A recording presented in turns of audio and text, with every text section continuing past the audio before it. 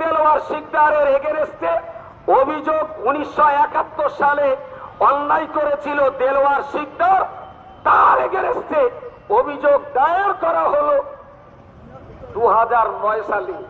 Because 1971 সালে যে লোকটা পাপ করছে, মানুষ খুন করছে, ধর্ষণ করছে, চুরি করছে, অগ্নিসংযোগ করছে, এই মানুষটার অপরাধের এফআইআর করার জন্য 38 বছর দেরি করতে হলো কেন? অপরাধ করেছেন 1971-এ, আর বাংলাদেশের হাইকোর্টে তার এগেনস্টে মামলা রুজু হচ্ছে 2009 সালে। কারণটা কি? পৃথিবীর ইতিহাসে কেউ কি দেখাতে পারবে যে অন্যায় করার 38 বছর পরে অভিযোগ হয়েছে? এবং অভিযুক্ত ব্যক্তি, আমি বারবার বলছি, প্রত্যেকটা কাগজপত্র আপনি খুলুন। আমি মাওলানা দেলোয়ার হোসেন সাঈদীর পরিবারের মানুষের সঙ্গে যোগাযোগ করেছিলাম।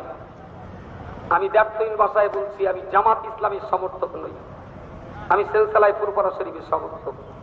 তবে আলেমার টুপির দাড়িতে কলঙ্ক লেপন করা হবে, আমার দেহের শেষ রক্তের ফোঁটা জ্যান্ত থাকা অবস্থায় আলেমের ইজ্জতের জন্য প্রাণ দিতে কুণ্ঠিত করতে হবে।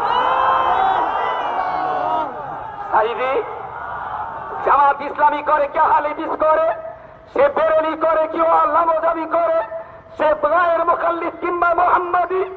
আজকে সাঈদী সাহেবের জামাত ইসলামীর পরিচয় আমাদের কাছে বড় পরিচয় নয়।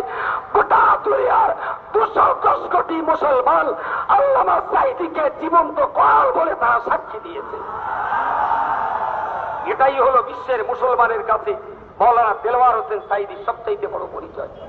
তিনি জামাত ইসলামের নায়েবে আমির, এ পরিচয় তার ছোট পরিচয়।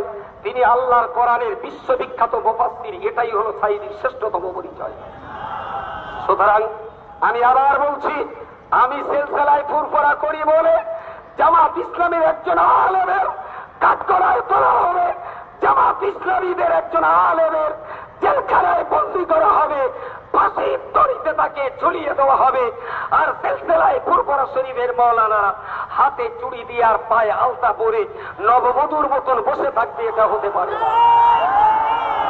সুতরাং আজকে যে 15টি সংগঠন, যে 15টি সংগঠনের নেতৃত্ব আজকে এখানে এসেছেন, আমি তাদেরকে সাধুবাদ জানাচ্ছি যে আত্মকন্দল, গৃহকন্দল ভুলে যে কোরআনের স্বার্থে, ঈমানের স্বার্থে, ইসলামের স্বার্থে, দেশের সার্বভৌমত্ব রক্ষার স্বার্থে আপনাদের অবশ্যই ঐক্যবদ্ধ হবে।